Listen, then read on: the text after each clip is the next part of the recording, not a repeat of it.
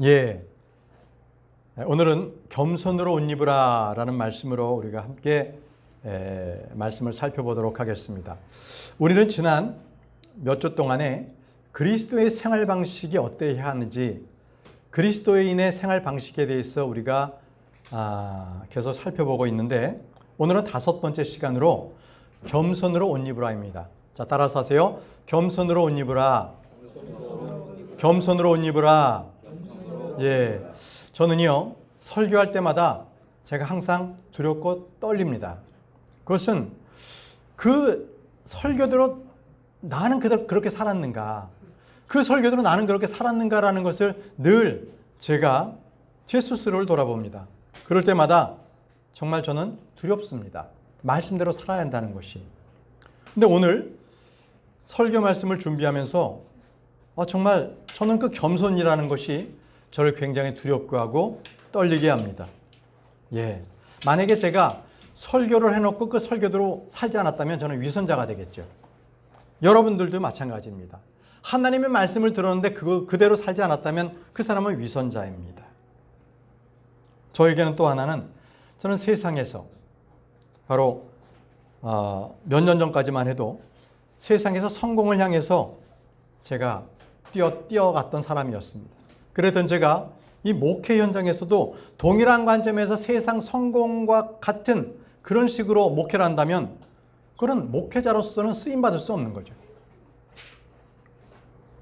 저는 하나님의 사역자로서 오늘도 제 자신을 돌아보면서 겸손한 마음으로 오늘 주의 말씀을 선포하고자 합니다.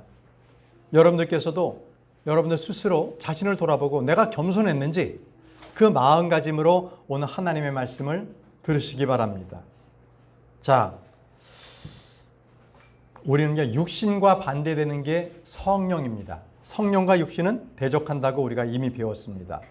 마찬가지입니다. 겸손과 교만은 서로 반대됩니다. 겸손과 교만은요. 그래서 사람이 왜 죄를 졌냐면 교만했기 때문에 그랬습니다. 여러분들, 하나님께서 덮는 그룹 루시퍼를 만드셨습니다. 그가 왜 셋째 하늘에서 쫓겨났습니까? 그는 교만했기 때문에 그랬습니다. 워낙 아름답게 창조되었고 없는 것 없이 완벽했기 때문에 그는 하나님과 같이 되려고, 하나님과 같은 신이 되기 위해서 그는 교만했어요. 자기 왕자를 하나님의 왕자 위에 올리려고 했다가 그는 쫓겨났던 것입니다. 그런데 그 루시퍼가 말이죠, 거기서 끝나는 것이 아니라 하나님이 만드신 그 사람에게도요 그 교만함을 넣어줬어요. 그 교만함이 뭐였어요?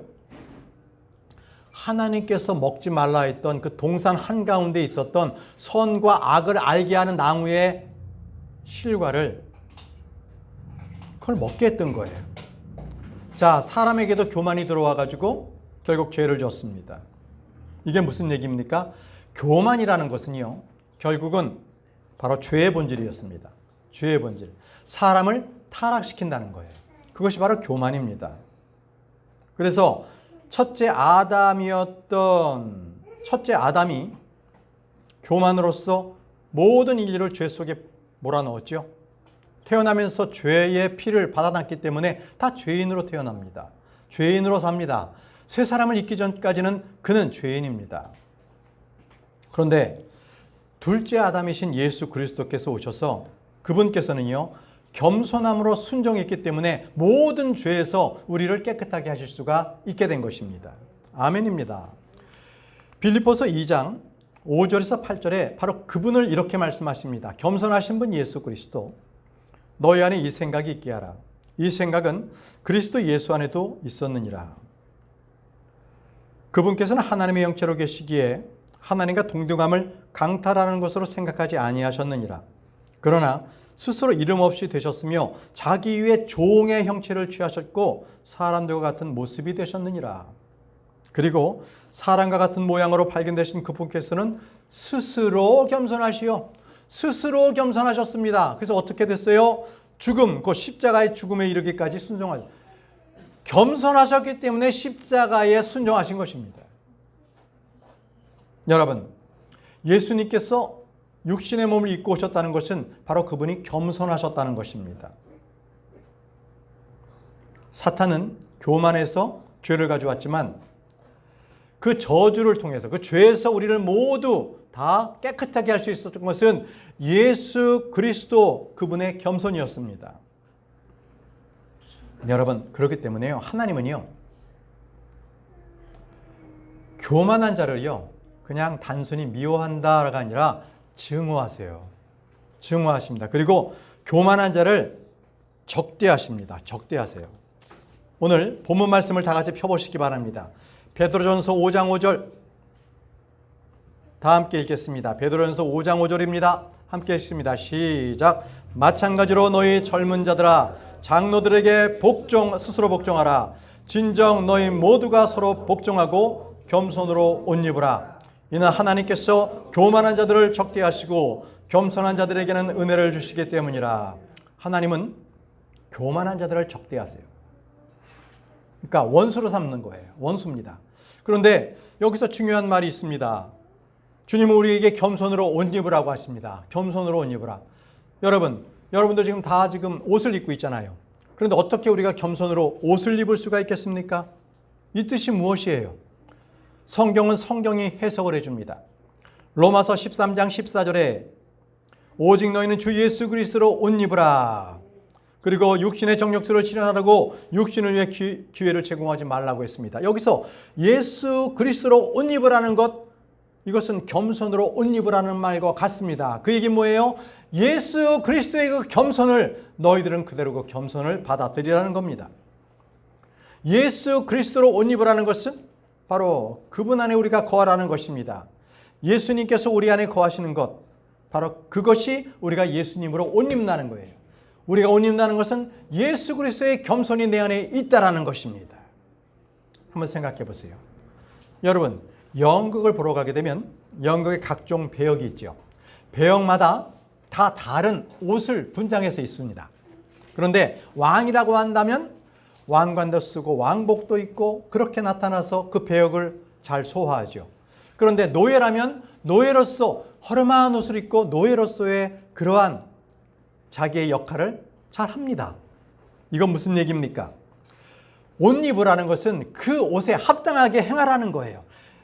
예수 그리스도로 옷 입으라는 것은 바로 예수 그리스도와 같이 그분과 같은 것을 보여주라는 거예요. 뭐요? 겸손을 보여주라는 겁니다. 겸손, 선한 열매를 보여주라는 거예요. 여러분, 이것이 바로 우리가 예수 그리스도로 옷 입는다는 것입니다. 그렇기 때문에 예수 그리스도로 옷 입어놓고 육신적으로 살아. 그것은 예수 그리스도로 옷 입은 사람이 아니에요. 아주 이상하고 아주 기괴한 사람입니다. 예를 들면 똑같은 거예요. 지금 연극 무대에서 왕복을 입고 갑자기 왕이 노예로서의 역할을 한다면 말이 되겠어요? 전혀 있을 수 없고 그건 정말 이상한 일 아니겠습니까? 바로 그런 겁니다. 저와 여러분들이 예수 그리스도로 옷 입었다, 겸손으로 옷 입었다는 것은 당연히 겸손해야 되는 거예요. 그냥 어떨 때만 겸손하는 것이 아니라 늘 겸손함이 내 안에 있어야 되는 거예요. 우리는요, 내가 누구인지 신분, 내 위치를 정확하게 알아야 돼요. 내가 어떠한 신분에 있는 사람인지 그것을 정확하게 알 때 우리가 함부로 육신적으로 생활하지 않습니다. 주님은 말씀하셨죠. 하나님께서 교만한 자들을 적대하시고 겸손한 자들에게 은혜를 주시기 때문이라고 하셨습니다. 여러분, 교만한 자를 적대하신다. 그러나 겸손한 자에게 은혜를 주신다. 자, 저는요, 이 구절에서 성경에서 이 교만했을 때 하나님으로부터 완전히 징계를 받은, 멸망받은 그러한 인물들이 나오는데 첫 번째가 바로 루시퍼였고 두 번째가 말이죠, 네부카드네자르, 바벨론의 네부카드네자르 왕이었습니다. 그는 그때만 하더라도 당시 그 지역을 완전히 다 섭렵한 패권 왕국의 왕이었습니다. 그는 무소불위의 권력을 휘두르던 그였지만 그만 그가 교만의 극치를 떨자 하나님께서 그를 치셨는데 어떻게 되냐면 사람이요, 이성을 잃어버립니다. 그리고 7년 동안 그는 짐승이 돼요. 그래서 풀을 뜯어먹고 살아갑니다. 짐승처럼. 왕이. 나중에 그가 제정신을 돌게 하자 그가 깨달아요. 아, 주님, 저의 교만이 이토록 내가 하나님을 몰랐었군요 하면서 그가 하나님 앞에 그 높으신 하나님에 대해서 그가 깨닫게 됩니다. 여러분, 인생에 있어서 하나님께 교만해서 그의 인생이 완전히 패망하고 멸망으로 가는 일은 많습니다. 결코 우리는 교만하지 말아야 해요. 이 교만과 겸손, 그것은 반대적인 거라고 했죠. 그런데 겸손은요, 믿음과 합해져요. 겸손하지 않으면 믿음이 있을 수가 없습니다. 본질상 교만과 믿음은 함께 갑니다. 그러면 믿음이 무엇입니까? 한마디로 말한다면 내 자신은 아무것도 아니라는 거예요. 내 스스로가 나의 죄를 뭔가 제거할 아무런 능력이 없습니다, 주님. 이렇게 인정하는 것, 그 겸손함이 있어야만 그는 구원받을 수 있어요. 교만한 사람은 자신의 능력을 신봉하기 때문에 하나님을 의지하지 않습니다. 교만한 사람은 다른 사람들의 시선과 칭찬에 매우 몰두하기 때문에 하나님의 말씀이 눈에 들어오지 않습니다. 예수님께서는요, 사람의 눈을 의식하는 자에게는 그들은 믿음을 소유할 수 없다라고 말씀하셨어요. 보세요. 요한복음 5장 44절에 말씀하시기를 서로 영예를 받으면서도 하나님께로부터만 오는 영예는 찾지 아니하니 어찌 너희가 믿을 수 있겠느냐. 이 얘기 뭡니까? 서로 사람들로부터 영예, 칭찬을 갖다 받으려고 하니까 도리어 하나님께로 오시는 그 영광스러운 말씀은 거부하는 거예요. 그러니 믿음이 있을 수 있겠느냐? 이런 말씀을 하시는 거예요. 여러분, 교만 때문에요. 교만이 있으면 믿음은 힘을 잃고 말아요. 그럼 믿는 자가 아니에요. 교만이 있는 사람은요. 그래서 주님께서도요, 내 믿음이 크도다라고 칭찬했던 그런 사람이 있는데 그들은 다 이방인이었어요. 바로 로마의 백부장 그리고 가나안 여인. 이 두 사람은 자기 처신을 알았어요. 자기는 유대인도 아니었고요, 거룩한 백성도 아니었어요. 그냥 이방 민족에 불과했습니다. 그렇기 때문에 그들은 겸손했죠.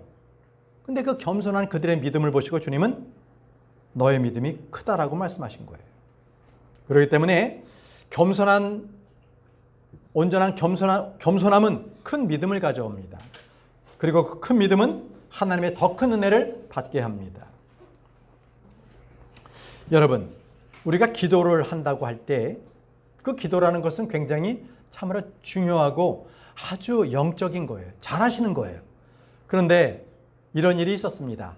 기도하러 성전에 갔던 두 사람이 있었는데 한 사람은 바리새파 사람이었고요, 한 사람은 세리였습니다. 그런데 그만 그 바리새파 사람은 겸손하게 성전에서 기도하러 갔다가 그만 자기 눈에 세리가 보인 거예요. 세리가 딱 보이자마자 그는 뭐라 그러냐면, 주님, 저는요 얼마나 성경도 많이 읽고요, 교회도 열심히 다니고요, 헌금도 많이 하는데요, 그런데 저 세리는요 그렇지 않잖아요. 그러면서 뭐라 그러냐면, 주님, 제가 저 세리와 같지 않고 그런 죄인이 아닌 것을 너무 감사합니다. 이렇게 기도를 한 거예요. 주님께서 그 기도를 기쁘게 받아주셨겠어요? 근데 도리어 세리는 어떻게 기도했냐면요, 자기는 하나님을 쳐다볼 수도, 하늘을 바라보지도 않고요, 자기의 가슴을 칩니다. 자기의 가슴을 치면서, 하나님, 죄인인 저에게 자비를 베풀어 주옵소서. 이렇게 겸손함으로 기도했다는 거예요. 비교가 되죠. 누구의 기도를 주님께서 들어주시겠습니까? 바리새파 사람입니까? 아니면 세리입니까? 여러분, 모든 사람은요 이렇게 갑작스럽게 영적으로 행했던 사람도 육적으로 떨어질 수가 있다는 거예요. 조심하셔야 합니다. 조심하셔야 돼요. 예수님과 함께 했던 제자들도요, 그 교만 때문에 3년 반 내내 계속적으로 그 교만을 떨쳐버리지를 못했습니다. 제자들도. 마가복음 9장 33절에 35절 말씀을 보세요. 너희가 길가에서 너희끼리 논박하는 것은 무엇이냐? 제자들에게 물었어요. 너희들이 지금 무엇 때문에 그렇게 다투는 것이냐? 그러나 그들은 자신들의 침묵을 지켰으니 누가 가장 위대하게 되어야 하는가를 두고 그들의 길에서 자기들끼리 논박하였기 때문이라. 누가 더 높은 사람이 돼야 되는 거냐? 누가 더 위대하게 되는 것이냐? 이것을 가지고 자기들이 다툰 거예요. 나중에 하늘의 왕국이 이 땅에 오게 되면 누가 더 높은 자리를 차지해야 되는 건가? 이것에 관심이 높았던 것이죠. 그러자 그분께서 앉으시어 그 12명을 부르시고 그들에게 말씀하시기를 누구든 처음이 되기를 갈망한다면 그와 같은 자는 모두의 마지막이 될 것이요 모두의 종이 될 것이니라 하시니라. 마지막이 되고 종이 되고 누구든지 섬기는 사람, 그 사람이 첫째가 된다라고 말씀하신 거예요. 여러분, 이 제자들은 끝까지 예수 그리스도께서 십자가에 못 박히시 그 전까지 누가 예수님의 오른편에 앉을 것인가, 누가 왼편에 앉을 것인가, 이것에 관심이 많았던 사람들입니다. 뭘 말합니까? 교만은요, 한순간에 그 교만이 꿈틀거려가지고요, 바로 무섭게 죄를 짓게 한다는 거예요.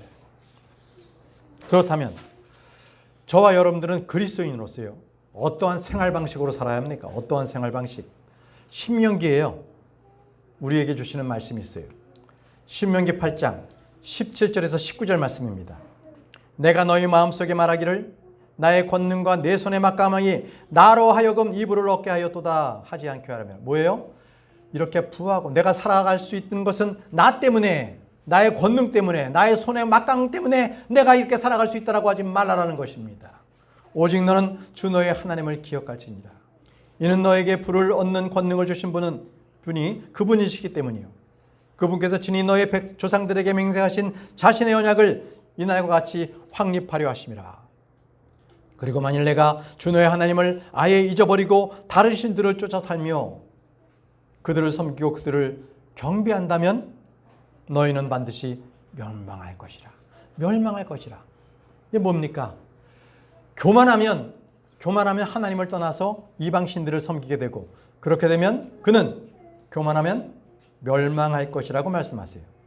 사람들은 자기가 조금만 좀 잘 나가면 100% 자신이 잘나서 그렇게 된 것으로 교만합니다. 착각합니다. 여러분, 이스라엘 백성들이 약속의 땅 가나안 땅에 들어갔을 때 그들은요, 착각했어요.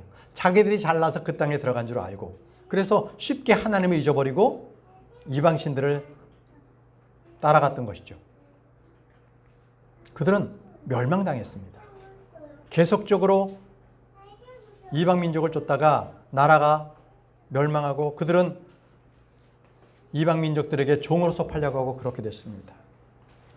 여러분, 우리나라 바둑하면 누가 제일 유명합니까? 요즘 세대에 요즘에 바둑을 두시는군요. 대단하십니다. 존경합니다. 저는 이제 과거에만 좀 알아서 조훈현 구단을 생각했습니다. 아유입니까? 예. 그런데요, 이 조훈현 구단이 한 얘기가 있어요. 자기가 대국을 둘 때 중국 사람, 일본 사람, 한국 사람 수많은 그러한 고수들과 바둑을 둬봤는데 그들이 다 한결같이 겸손하다라는 거예요. 겸손하다. 이유를 알아보니까 그들은 수많은 패배를 당했는데 다른 고수들에게 계속적으로 질팔해 온 거예요. 그러면서 그들은 겸손을 계속적으로 쌓아놓고 겸손의 토대 위에서 자기가 계속적으로 고수가 될 수 있었다는 것이죠. 네, 요즘과 같이 그러한 이창호라든지 많은 그러한 고수들도 그런 길을 걸어왔을 것입니다. 여러분, 저와 여러분이요, 하나님의 아들들입니다. 우리는 지금 이 인생길이 광야의 길을 걷고 있습니다. 그렇다면 우리는 이 인생길 가운데서도 오직 하나님께서 주신 그 평안함을 가지고 거기에 대한 감사함과 겸손함으로 살아가야 한다는 것입니다. 겸손함으로. 근데 여러분, 그 겸손이라는 것이 알겠습니다, 이러한 우유부단하는 것이나 아부를 떠는 것이 아니라는 거예요. 겸손은 그게 아니에요. 겸손이 무슨 굽실된다, 굽실거린다 이런 식으로 변모해서 말하는 사람도 있지만 정식적인 것은요, 그렇지 않아요. 이 굽실거린다라는 것이 겸손함의 뜻도 있지만 이 원래 뜻은 종이 말이죠. 이 중세시대에 종이 자기 주인이 말이나 노예를 탈 때 어떻게 했어요? 그 말 앞에 엎드리는 거예요. 그러면 주인이 종의 등을 밟고 올라서죠. 그리고 말을 타는 겁니다. 그때 굽실거린 거예요. 이건 무슨 아양을 떤다 그런 게 아니라는 겁니다. 겸손한다는 것은 자기를 낮춘다라는 뜻입니다. 자기를 낮춘다. 그런데 주님께서요, 이스라엘 백성들이 이집트에서 종살이를 했을 때에 바로 파라오에게 가서 하신 말씀이 있어요. 뭐냐면 너는 스스로 하나님 앞에서 겸손하라는 거예요. 파라오에게. 자, 말씀 보겠습니다. 출애굽기 10장 3절. 출애굽기 10장 3절에 그러자 모세와 아론이 파라오에게 들어가서 그에게 이같이 말하였더라. 히브리인들의 주 하나님이 이같이 말하노라. 내가 언제까지 내 앞에서 스스로 겸손해지기를 거절하겠느냐. 내 백성을 가게 하여 그들이 나를 섬길 수 있도록 하라. 내 앞에서 스스로 겸손해지라라는 것입니다. 하나님께서는요, 이집트의 파라오에게 하나님 앞에서 너는 겸손해야 될 것을, 너는 자신을 낮춰야 될 것을 말씀하고 있는 것입니다. 이 말씀은 지금 저와 여러분들에게 엄중하게 주님께서 명령하시는 말씀입니다. 우리는 우리 스스로를 낮추어서 겸손해야 합니다. 종은요, 자기 주인에게 낮추어서 복종해야 되고요. 아내들은 남편에게 복종해서 낮춰야 합니다. 젊은이들은 장로들에게 자신을 낮추어 복종해야 하고, 백성들은 왕이나 권세자들에게 자신을 낮추어서 복종해야 합니다. 크리스천은요, 서로에게 낮추어서 복종해야 합니다. 이것이 바로 자신을 높이지 말고 겸손하라는 것이 바로 성경의 명령인 것입니다. 오늘날은 자기 PR 시대라고 하지요. 그래서 자기의 일상생활들, 자기가 어디 멋있는 곳에 갔다든지 어느 멋진 카페에 갔다든지 그러면 그것을 사진으로 남겨서 어디에 올릴까요? 인스타그램, 페이스북 또는 카카오 스토리 이런 데다가 올려가지고 뭔가 좀 자기가 좀 색다른 옷을 입었다 그럼 그걸 찍고, 색다른 음식을 먹는다 그럼 그걸 찍고, 어떤 경우에는요 반미 집회에 가서도 나는 이곳에 참석했다라고 사진도 찍어요. 근데 조심하셔야 돼요. 반미 집회 나가면서 미국에 가서 혜택을 보려고 하는 그런 사람들은 파렴치한 사람이죠. 요즘 미국이 어떻게 해요? 바로 입국 심사할 때 그들의 SNS를 몇 달 동안 쭉 다 본다는 거 아닙니까? 그죠? 자, 우리는 그런 사람이 아닐지라도 아무 생각 없이 자기의 사진과 글을 그렇게 페이스북이나 일반 SNS에 올리는 걸 주의해야 합니다. 왜? 나의 행동이 크리스찬으로 적합했느냐라는 것이에요. 남 보기에 칭찬받을 만한 그런 것들을 올리지 않기를 바랍니다. 스스로 겸손하라. 이게 바로 스스로 겸손하다입니다. 자, 다음으로 본문 말씀 베드로전서 5장 6절 말씀을 보겠습니다. 베드로전서 5장 6절 말씀 함께 읽겠습니다. 시작. 그러므로 하나님의 막강한 손 아래서 스스로 겸손하라. 이는 그분으로 하여금 막강한 때에 너희를 크게 높이게 하려 함이라 라고 했습니다. 자, 여기서 하나님의 막강한 손이라는 것은 하나님의 손은 두 가지의 용도로 쓰이셨어요. 첫 번째는 자기 백성을 훈육할 때, 야단칠 때, 책망하실 때 손을 쓰셨고요. 또 하나는 큰 구원으로부터 그 백성을 구원하실 때, 구원하실 때도 하나님의 이 막강한 손을 쓰신 것이죠. 그런데 주님께서는요, 지금 이 순간에도 저와 여러분들에게 하나님의 그 막강하신 손을 쓰십니다. 그래서 그 막강한 손을 쓰게 되면 어떨 때는 우리가 억울한 일을 당하기도 해요. 사업이 잘 안 되는 것도 주님께서 허락하시는 일이고요. 어떨 때는 건강도 잃어버리기도 합니다. 자식이 나를 속을 썩이기도 해요. 또 직장에서는 나의 직위에서 좌천되기도 해요. 얼마 전에 제가 악몽을 꿨는데 제가 직장 다녔을 때 갑자기 꿈속에서 내가 좌천되는 거예요. 그러니까 그게 굉장히 큰 스트레스였나 봐요. 좌천된 적은 없었어요. 근데 일어나가지고 와, 그게 참 무서운 꿈이구나. 직장에서 좌천된다. 그게 굉장히 나에게는 커다란 어려움이었던 것 같아요. 자, 믿었던 사람이 청천벽력까지 자기를 속였다. 이것도 커다란 자기 마음에 큰 상처가 될 것입니다. 여러분, 주님께서는 우리가 교만했을 때 그분의 막강한 손을 통해서 우리로 하여금 겸손하게 만드시는 거예요. 그럴 때는 여러분, 주님께서 손을 쓰시기 전에 내가 스스로 겸손해야 될 필요가 있습니다. 여러분, 이런 기도는 하지 마세요. 주님, 저를 겸손하게 해 주옵소서.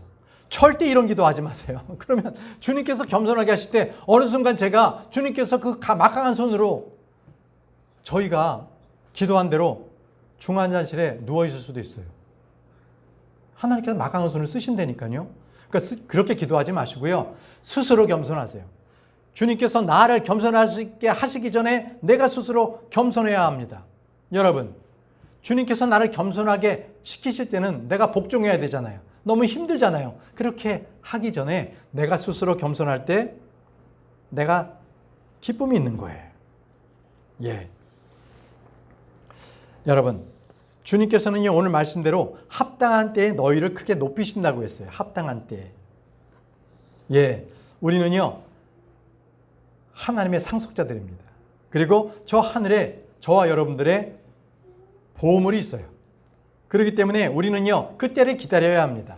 자신을 낮추고 겸손함으로 해서 그 은혜에 합당한 때가 올 때까지 우리는 인내하고 기다려야 합니다. 늘 제 마음속의 기도는 주님, 어서 오십시오. 빨리 오십시오. 이게 저는 기도입니다. 자, 보세요. 베드로전서 5장 5절에는 겸손으로 옷 입으라고 했죠. 6절에서는 지금 하나님의 막강한 손 아래에서 스스로 겸손하라고 했죠. 계속적으로 겸손이라는 말을 계속 말씀하시면서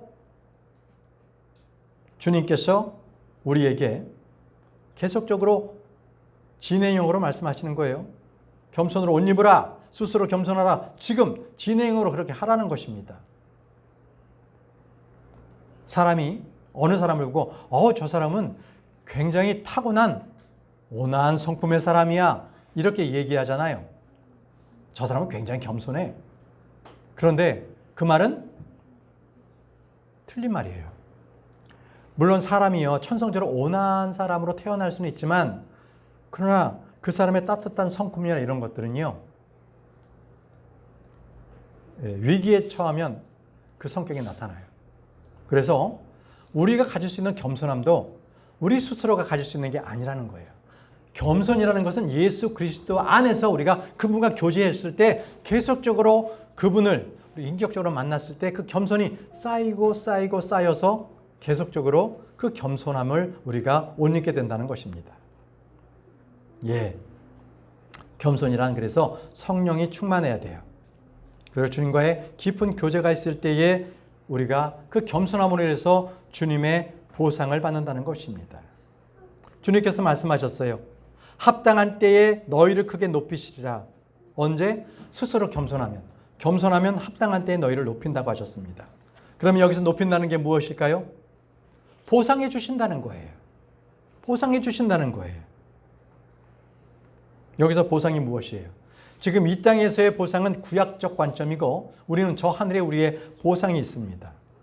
그 영적 의미를 우리가 이 시간에 몇 가지 살펴보고 마치도록 하겠습니다. 너희를 크게 높이신다? 그것은 어떠한 보상인가? 첫 번째, 겸손한 자에게는요, 그 미래를 하나님께서 책임져 주신다는 것입니다. 사람들이 생각할 수 있어요. 아니, 지금 세상이 얼마나 살기에 쌀벌하고 각박한데 내 권리를 주장하지 않는다면 어떻게 내가 양보만 하고 살 수가 있겠는가? 도리어 사람들에게 무시당하고 내 권리를 빼앗기는 것은 아닌가? 이렇게 생각할 수가 있어요. 그러나 주님께서는 분명히 말씀하셨어요. 겸손하라, 겸손하라. 그 명령 뒤에 주신 말씀이 바로 이겁니다. 베드로전서 5장 7절입니다. 베드로전서 5장 7절 오늘 본문 말씀입니다. 함께 읽겠습니다. 시작. 너희의 모든 염려를 그분께 던지라. 이는 그분께서 너희를 돌보시기 때문이라. 너희를 돌보신다는 거예요. 누구를? 겸손한 자를. 5절과 6절에 계속적으로 겸손하라 하셨고 7절에 그분께서 너희를 돌보신다고 말씀하셨어요. 이것은 바로 겸손한 자를 주님께서 돌보신다는 말씀이십니다. 주님께서는 저와 여러분들의 미래를 책임져 주시겠다고 말씀하십니다. 그런데 이 겸손함이 성경에 잘 나타난 그러한 인물이 하나 있습니다. 그가 누구냐면 이삭입니다. 이삭은 어떤 사람이었냐면요.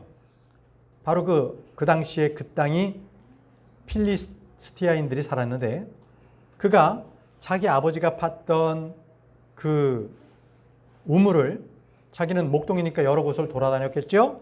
그리고 와서 다시 그 우물을 다시 파헤쳐서 그거를 다시 복구하고 또 새로운 우물도 파고 그러면 꼭 그 옆에 있던 필리스타인들이 와가지고 그 우물을 빼앗아 버리는 거예요.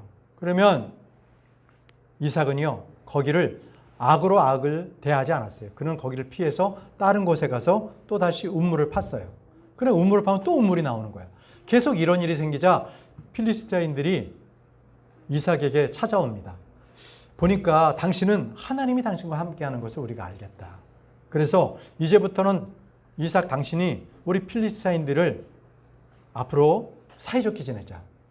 우리 서로 싸우지 말자. 전쟁하지 말자라고 하는 상호 불가침 조약을 맺습니다. 언약을 맺게 되는 거예요. 그래서 이삭은요. 하나님께서의 그 도우심으로 필리스타인들이 함부로 범접하지 못하고 이삭을 두렵게 여긴 거예요. 이게 왜 그랬어요? 이삭이 겸손했기 때문에. 겸손했기 때문에 주님께서 그와 함께 하신 것이죠. 그래서 우리는요. 겸손할 때 하늘의 왕국을 우리는 상속받습니다.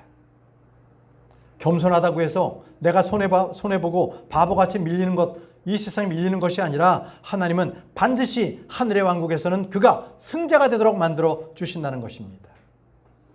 그렇기 때문에 저희는요, 이 땅에 살 때 시퍼렇게 살아있는 내 자아를 죽이십시오. 내 자아를 죽여야 겸손합니다. 내 자아를 죽여야만 주님께서 나를 통해서 드러나십니다. 주님께서는 분명히 마음이 온유하고 겸손한 자에게 하늘의 왕국을 상속하겠다고 말씀하셨습니다. 이제 겸손한 자에게 주시는 바로 그러한 상급 보상은 무엇인가? 두 번째입니다. 겸손한 자에게 주님은요, 자신의 언약을 기억하신다는 거예요. 그 좋은 모든 언약을 기억하시겠다는 거예요. 레위기 26장 41절에서 42절 말씀을 보시기 바랍니다. 나도 그들을 대적하여 걸었으며 또 그들의 원수들의 땅으로 끌어갔음을 자백하고 그때 자기들의 할례 받지 않은 마음을 낮추어 자기들의 불법으로 인한 형벌을 수용하면 내가 야곱과 맺은 내 언약과 또 이삭과 맺은 내 언약을 기억하고 야곱과 이삭과 맺은 언약 그리고 거기에 또 덧붙여서 아브라함과 맺은 내 언약도 기억하며 그 땅을 기억하리라고 했습니다. 주님께서는요, 언제나 우리가 죄를 지었을 땐 진노하세요. 교만할 때는 주님께서는 우리를 증오하시고 적대시하십니다. 그러나 우리가 겸손하게 되었을 때, 나를 낮췄을 때 주님께서는 분명하게 자신이 하셨던 약속을 기억하시는 분이십니다. 그렇기 때문에 우리가 겸손하면 벌 받습니다. 그러나 교만하면 벌 받습니다. 그러나 겸손하면 주님께서는 분명하게 우리에게 우리의 모든 잘못들을 용서하시고 그 언약을 기억하신다는 거예요. 시편 12절에 오 주여 일어나소서, 오 하나님이여 당신의 손을 들어 올리소서, 겸손한 자들을 잊어버리지 마소서, 겸손한 자들을 잊어버리지 말라고 주님께 기도했습니다. 주님은요, 겸손한 자를 구원하십니다. 주님은 겸손한 자에게 은혜를 베푸십니다. 주님은 겸손한 자의 소원을 들어주십니다. 여러분, 마귀는 교만한 자라 그랬죠. 그러나 주 예수 그리스도께서는 마음이 온유하고 겸손하신 분이십니다. 그분은 자신이 죽기까지 자신을 낮추셨어요. 우리가 그리스도의 마음을 갖는다라는 것은 그분의 겸손을 우리가 갖는다는 것입니다. 자, 끝으로 세 번째입니다. 겸손한 자에게 주님께서는 그들을 다시 소생시키는 거예요. 이사야 57장 15절에 이는 영혼의 거주하며 그의 이름이 거룩인 높고 우뚝 솟은 이가 이같이 말하기 때문이라. 나는 높고 거룩한 처소 안에 거하며 또한 참회하고 겸손한 영을 지닌 자와 함께 거하니. 겸손한 자들의 영을 소생시키시고 참회하는 이들의 마음을 소생시키려 함이라 라고 하셨습니다. 자, 여기서 보시면 우리 주 하나님께서는 저 셋째 하늘에 계십니다. 높고 거룩한 처소 안에 거하십니다. 그런데 그분께서 또한 참회하고 겸손한 자의 그 영을 지닌 자와 함께 하신다는 거예요. 어떻게 이게 가능합니까? 어떻게 주님께서는 저 하늘에 계시면서 우리의 믿는 자들과 함께 계신다는 것입니까? 자, 이것은요, 우리가 주님께서 이 땅에서 공생애 하셨을 때에 주님은 바리새인이나 사두개인이나 장로들이나 율법사들을 먼저 함께 했던 것이 아니라 주님은 창녀와 세리들과 함께 하셨어요. 주님은 참회하고 겸손한 영을 지닌 바로 회개하는 자들과 함께 먼저 그들이 복음을 듣게 했던 것입니다. 마찬가지입니다. 지금 이 시에도 주님께서는 우리를 성령 삼으신 거예요. 저 하늘에 계시지만 주님은 우리를 성령 삼으셔서 성령의 전으로 우리와 함께 계시는 것입니다. 요한복음 14장 17절에 바로 진리의 영이시라. 세상은 그분을 받아들일 수 없나니 그것이 그분을 보지 못하며 그분을 알지도 못하는 까닭이라. 그러나 너희는 그분을 아느니라. 이는 그분께서 너희와 함께 거하시며 너희 안에 계실 것이기 때문이야. 주님께서는 우리 안에 거할 것이라는 것을 말씀하셨습니다. 우리 안에 거하셔서 우리를 인도하시고 우리를 위해 일하고 계시는 것입니다. 그래서 시편에는 이렇게 노래하고 있습니다. 시편 69편 32절에 겸손한 자들이 이것을 보고 반가워할 것이요 하나님을 찾는 너희의 마음이 살리라 라고 했습니다. 하나님을 찾는 너희 마음이 살리라. 이것은 하나님을 찾을 때에 하나님을 발견할 수 있다는 거예요. 하나님을 찾으면, 그 겸손한 자들이 찾으면 그때 하나님을 만날 수 있다는 겁니다. 자, 그래서 신명기 44장 29절에 이렇게 말씀하세요. 그러나 만일 내가 거기서 주 너의 하나님을 찾는다면 내가 그분을 발견할 것이요. 만일 내가 너의 몸을 다하고 너의 혼을 다하여 그분을 찾는다면 그분을 발견하리라. 찾으면 발견할 수 있는 자들은 그 마음이 겸손한 자입니다. 그래서 다윗이 솔로몬에게 이렇게 당부합니다. 나의 아들 솔로몬아, 만일 내가 그분을 찾는다면 그분께서는 너에게 발견되어 주실 것이라. 그러나 만일 내가 그분을 저버린다면 그분께서는 영원토록 너를 저버릴 것이라. 여러분, 겸손한 자를 주님께서 찾으십니다. 주를 찾으면 주께서 나의 말을 들으시고 나의 모든 두려움에서 나를 건져주시는데 그는 겸손한 자여야 되는 겁니다. 주님은 영을 새롭게 하시고 마음을 새롭게 하시는 분이십니다. 자, 이제 오늘 말씀을 정리하겠습니다. 주님은요, 겸손하셔서 자신을 낮추시고 더 낮추신 분이십니다. 하늘에서 땅으로, 땅에서 더 낮은 부분으로 주님은 낮추셨어요. 주님은 낮으신 분이 아니심에도 불구하고 자신을 낮추시고 또 낮추신 분이십니다. 주님은 하나님이셨지만 사람의 모습으로, 종의 형체로, 죄인의 모습으로 자신을 계속 낮추셨습니다. 주님은 이 땅에서 왕족이나 부자들이나 당대의 어떤 지식인들을 만난 것이 아니라 가장 낮은 처지의 그들을 만나셔서 그들과 함께 하셨던 것입니다. 로마서 12장 16절에 높은 것들의 생각을 두지 말고 도리어 낮은 처지의 사람들에게 겸손히 행하며라고 말씀하셨습니다. 여러분, 이 말씀은 지금 이 시대를 살아가는 저와 여러분들에게 매일매일 기억하라고 주님께서 하신 말씀입니다. 높은 것들의 생각을 두지 말고 도리어 낮은 처지의 사람들에게 겸손히 행하라고 말씀하십니다. 겸손히 행할 때 주님께서 우리를 높여주실 것입니다. 형제자매 여러분, 자신을 낮추어서 겸손하십시오. 그것이 바로 크리스천들의 생활 방식인 것입니다. 높은 마음, 자기를 높이는 것은 마귀의 마음입니다. 크리스천들이 마귀의 마음을 품은 채 산다면 그것은 주님께 가증한 일이 될 것입니다. 우리는 언제나 자신의 마음을 낮추어서 그리스도의 십자가를 바라보시기 바랍니다. 그러면 마음이 겸손해질 것입니다. 예수 그리스도를 깊이 생각하십시오. 그럴 때 겸손해질 것입니다. 하늘에 있는 것들에 관심을 가지신다면 여러분들은 지금 겸손해지실 것입니다. 여러분, 성령을 생각하십시오. 영적인 일에 여러분들은 관심을 두십시오. 그렇다면 여러분들은 겸손해지실 것입니다. 이 한 주간 겸손하게 주님의 이름을 높이는 저와 여러분들이 되시기를 바랍니다.